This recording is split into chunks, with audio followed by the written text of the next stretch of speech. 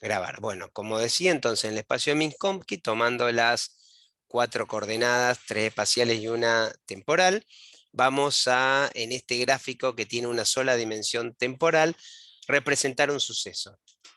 Un suceso que era algo que estaba dado en un tiempo definido y en un espacio definido. Entonces habíamos puesto imágenes de sucesos característicos del momento, como algún gol, como que se daba en determinado espacio y en determinado tiempo para por lo menos nuestro marco inercial. Ese sería un suceso. Es decir, lo ubico en un determinado espacio, ¿sí? Y en un determinado tiempo. O sea, a partir de que yo mido, a los 5 segundos de que yo medí, ¿sí? O a la hora, ¿sí? Si queremos ser más reales, a ver, a las 15:28 del día 30 de noviembre de 1985, pasa esto, ¿sí? ¿En dónde? En determinadas coordenadas según eh, el sistema inercial que nosotros dijimos. Entonces, por ejemplo, pasa en el estadio de River, qué sé yo. Estoy pensando en un recital que vi. Y obviamente sabemos que el tiempo va avanzando con diferentes tiempos, con diferentes velocidades, ya hemos visto eso de la contracción, pero el tiempo se va desplazando. Entonces, suponiendo que el suceso es algo que está ubicado en este momento, acá, entonces pongo la lapicera en este espacio, ¿sí? Acá, para que lo vean, el termo lo ubico acá, esa es la posición, y a partir de ahí, mientras esté ahí, el tiempo va a ir avanzando, o sea, dentro de 10 segundos, esperamos, pasaron 10 segundos, el termo está ahí. Entonces, ¿cómo graficaría yo eso en este gráfico T barra X?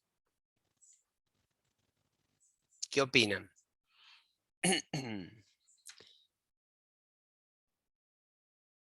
Como con una, por así decirlo, pendiente o no, porque demora un tiempo en recorrer la distancia. No sé si me explico. A ver, el objeto está para nosotros como, ¿se mueve o quieto?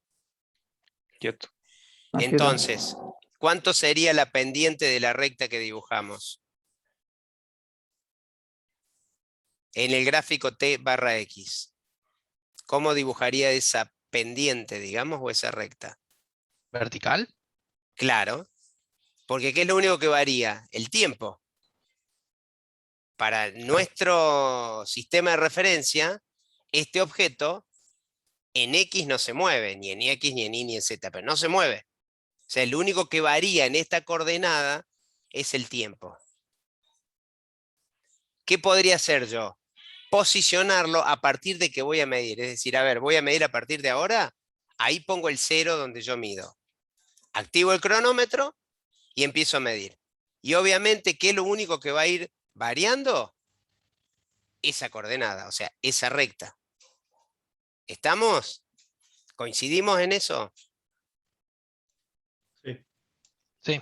Sí. Bien, o sea, yo puse un suceso cualquiera, obviamente en el futuro fue el suceso. A partir de que llegué a ese punto comienzo a medir el tiempo y obviamente la única magnitud que va a estar variando si no se mueve mi sistema de coordenadas es el tiempo. Entonces voy a tener esta flecha. Ahora bien, si yo lo muevo entonces, ¿qué tendría? O sea, ahí varía el espacio. ¿Me explico? Estoy en el suceso acá. Ustedes están viendo el termo también, ¿no? ¿O no lo ven? Sí. Ah, A ver, pero sí, espera. ahí sí haría, bueno, depende de cómo lo mueva, pero si no como una curva. Sí, del termo vamos a poner más abajo. Claro, yo tengo ahí el termo. Vamos a poner en anclar. Ahí está. Entonces, yo tengo el termo y obviamente lo voy a mover, por ejemplo, para allá. ¿Qué graficaría en este gráfico TX?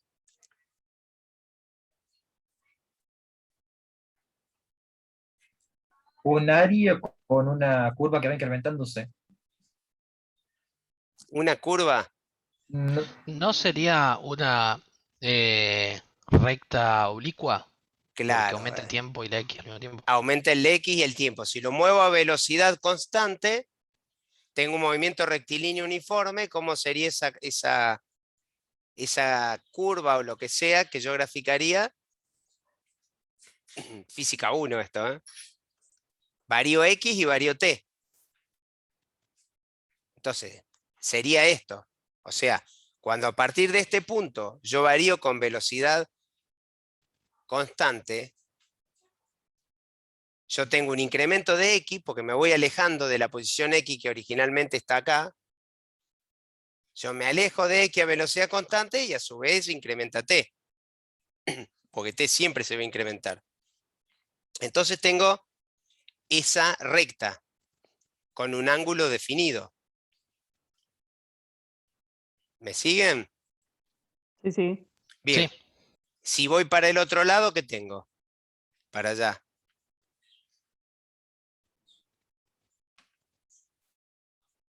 Lo mismo, mismo. pero negativo. O sea, Claro, o sea, una recta para el otro lado. exactamente. Bueno, entonces la pregunta sería, si yo lo muevo despacito, ¿cómo es la pendiente de esa recta? Grande. Cuando decís grande, ¿te referís a qué ángulo? O sea, un ángulo casi cerca de 90 grados. Claro, y si yo lo muevo muy rápido, Se achica, se tiende a cero. bien, tiende a... Bueno, ahí viene la pregunta, ¿a dónde tiende? ¿Hasta cuánto tiende la pendiente? Y tendería a hacer cero la pendiente. O sea, si tiende a cero, la velocidad sería ¿de qué valor? Infinita. ¿Y puede ser infinita la velocidad? No. ¿Cuánto es la velocidad máxima? Y la máxima velocidad de luz. Entonces la pendiente estaría, el máximo de la pendiente, ¿por cuánto estaría definido? Por la velocidad de la luz. Claro. Porque nada podría ir más rápido que eso.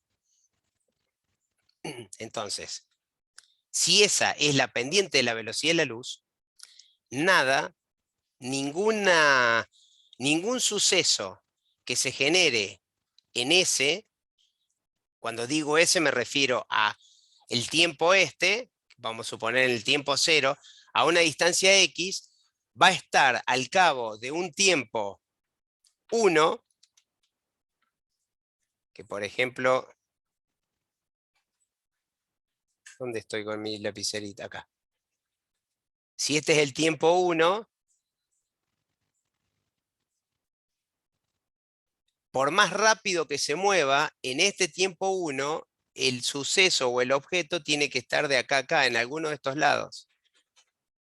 ¿Es correcto? O sea, puede estar acá, puede estar acá, puede estar acá o puede estar acá. Porque para estar acá afuera, ¿a qué velocidad tendría que ir? Y tendría que ir mayor en magnitud. Que la la velocidad de luz. la luz. Y no puede ser eso. Esta pendiente obviamente está dada por la velocidad de la luz, más 1 sobre c, menos 1 sobre c, en el sentido de que si va para un lado o va para el otro del suceso. Y entonces ahí está definiendo las posibilidades de que un evento desencadene en otro. Y eso es de lo que habla normalmente, o de un suceso, la relatividad.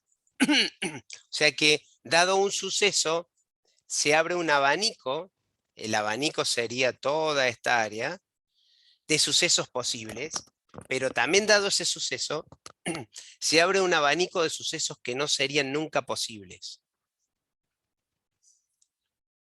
Entonces, ¿y esto cómo es? Bueno, es perfectamente fácil. Si la velocidad del suceso es máxima la velocidad de la luz, si yo acá digo hola y alguien que está en Japón con satélites y todo me va a escuchar, va a haber un tiempo en donde me va a escuchar, pero yo no le podría avisar simultáneamente a él, si estamos los dos en el mismo marco de referencia, decirle, cuidado, estando en este suceso, y él reaccionar en un tiempo mucho más pequeño, estando a una distancia X, y correrse de que no le caiga algo. O sea, va a haber un límite en que un suceso va a estar definiendo otro suceso, y si no, no es factible.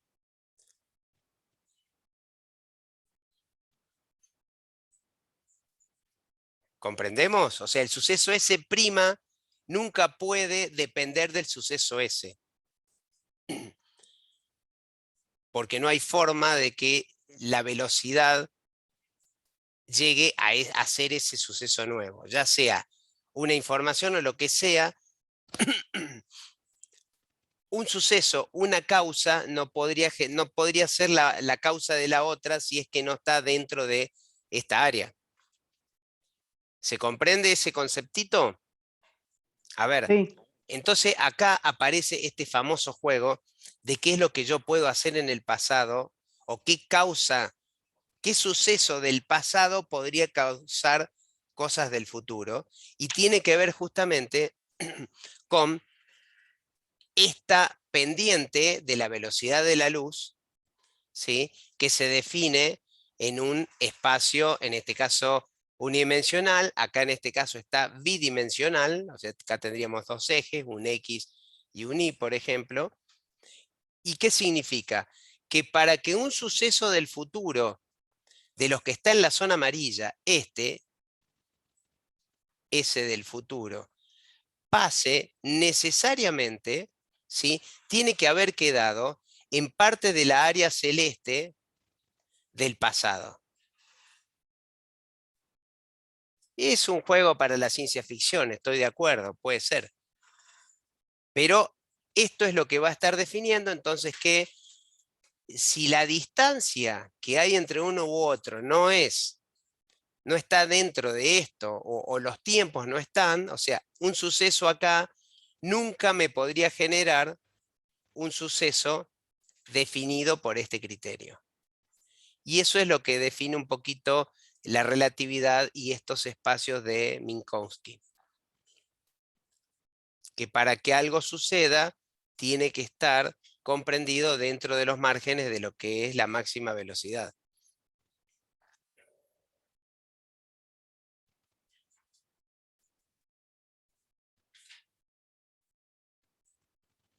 ¿Preguntas?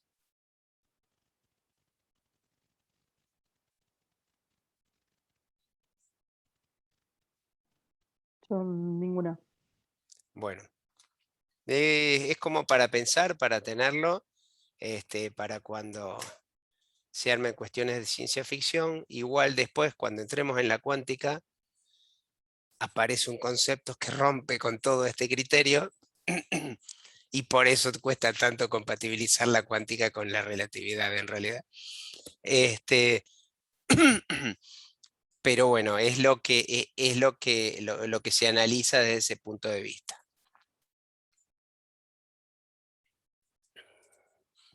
Vamos a hacer una breve presentación de lo que es, esperen que esta la saco,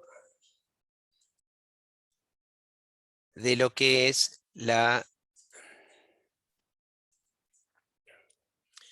Bien, ¿recuerdan esta frase?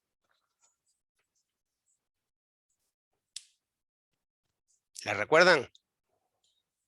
Sí, Sí. La vimos cuando empezamos con relatividad. Esperen que voy a dejar de ser yo el eliminar anclaje, ahí está. Cuando vimos la relatividad especial, es decir, en todos los sistemas inerciales. ¿Por qué? Porque el sistema inercial respondía a ciertas características. Una es que su movimiento era a velocidad constante, es decir, estaba en un movimiento rectilíneo uniforme o quieto, que es lo mismo, pero entonces eso lo hacía un sistema inercial. Bueno, el tema es que este concepto de referencia, de los marcos de referencia inerciales, que daba la teoría especial, ahora lo tachamos. Es decir, ahora no nos interesa de los inerciales, nos interesa que las leyes de la física sean lo mismo en todos los marcos de referencia. Porque la realidad es que también tenemos marcos acelerados, y en esos marcos acelerados las leyes deberían cumplirse también en uno u otro marco de referencia, acelerado. Y eso es lo que se encarga de explicar la relatividad general. Es decir, la relatividad general ya no habla solo de sistemas inerciales, sino que habla de cualquier sistema acelerado o no. Obviamente tomó bastante más tiempo que la otra poder generar su basamento teórico, pero bueno, pero se ha llegado a comprobar. Y acá entonces comenzamos a hacer una especie de comparación o de, como siempre habrán visto, y en realidad es una constante en lo que es la física, es decir, la física se nutre de la matemática y genera un modelo matemático que describe el funcionamiento de la naturaleza. Así fue que por años usamos fuerza igual a masa por aceleración como la verdad absoluta en cuanto a funcionamiento. Usamos las leyes de Newton justamente, que funcionaban bien. Después, cuando apareció la relatividad, digamos que generó un modelo un poquito más completo, donde podía explicar cosas que no nos dimos cuenta que la física clásica que venía de antes no las explicaba, como cuando estamos a velocidades importantes. Y ese modelo entonces fue el que comenzó a tener preponderancia, y obviamente el modelo newtoniano no quedó en el olvido porque funciona, ¿sí? Y de hecho el nuevo modelo tiende al modelo newtoniano para características determinadas. O sea, es una ampliación. Bueno, ¿qué nos describe un poco en un modelo acelerado? Obviamente Newton trabajó sobre aceleraciones y el tipo trabajó sobre dos propiedades que hay con la masa. Una es la propiedad gravitacional, que si bien la escribo así, ustedes saben que la fuerza gravitacional, ¿sí?, depende de una constante gravitacional, de la relación que hay entre las dos masas y de las distancias que hay entre ellos al cuadrado. ¿Sí? Eso, que es la fuerza gravitacional para dos cuerpos cualquiera, en realidad uno la simplifica en la Tierra con esta fórmula. ¿Por qué? Porque la gravedad obviamente es la que ejerce la Tierra, entonces esa masa gravitacional, o sea, la masa, multiplicada por la gravedad nos da esa fuerza de gravedad, o sea, la fuerza que la Tierra atrae a los objetos cotidianos, pero básicamente surge de esta fórmula. La otra gran propiedad que hay es la propiedad inercial. La propiedad inercial la vimos en la segunda ley de Newton, que la fuerza es igual a masa por aceleración. Y si bien acá están puestos de igual manera, porque en realidad la fórmula cambia simplemente aceleración por gravedad y gravedad es fuerza gravitacional, esta primera, como bien dije, depende de la relación entre dos masas, es decir, entre la masa, para el caso concreto de la Tierra, y la masa del objeto que yo quiero medir. Y de ahí surge el valor de esta fuerza gravitacional. En cambio, la propiedad inercial depende directamente de la masa que yo tengo, ¿sí?, y de la aceleración que le provoca esa masa una fuerza, o de la fuerza que requiero para obtener esa aceleración. Es decir, que aunque ahora están escritas igual, hay una diferencia notable en el concepto entre una y otra, porque la fuerza de arriba depende de dos masas, como bien dice, y la de abajo depende de una sola masa y de cuánta fuerza yo quiero hacer en esa masa. Bueno, ahí esa constante gravitacional que salió de la fórmula esta, que figura en esta fórmula, m2 sobre r al cuadrado, que tiene un valor g cualquiera, en realidad justamente ese valor numérico está definido para hacer que estas dos tengan una relación, y que después, cuando yo genero todo mi sistema de unidades, pueda hacer todas esas equivalencias entre masa, fuerza, aceleración y demás. Pero ya sabemos que esta G es una constante, o sea, simplemente es adaptar el resultado de esta fuerza al que yo quiero que me dé coincidiendo con esta fuerza para que me dé el mismo tipo de cálculo que si yo acá quisiera poner una aceleración de 9,8 metros por segundo cuadrado, que es la aceleración de la gravedad. ¿Estamos? Pero el principio físico viene de dos lados distintos. Una es la atracción gravitacional y la otra es la inercia de las masas a moverse. Bueno, y Einstein tomó este concepto de dos propiedades y ¿qué hizo? Bueno, hizo un proceso de visualización que en realidad ya se lo tenía antes, y es comparar esta aceleración de la gravedad a la aceleración inercial que podría tener un cuerpo. Que eso sí es bastante simple y de hecho ya se lo tenía. Es decir, ¿qué es lo que plantea él? Bueno, a ver, si yo estoy parado sobre la Tierra, como en el ejemplo de la izquierda, y largo una pelota, esa pelota va a ser atraída con una aceleración de 9,8 metros por segundo hacia la Tierra. Yo estoy en una caja cerrada, no me entero a dónde estoy, pero sí yo largo la pelota y esa pelota se va a mover hacia abajo con una aceleración de 9,8 metros por segundo. ¿Por qué? Porque la gravedad de la Tierra lo atrae. Y entonces el proceso inverso es, bueno, perfecto.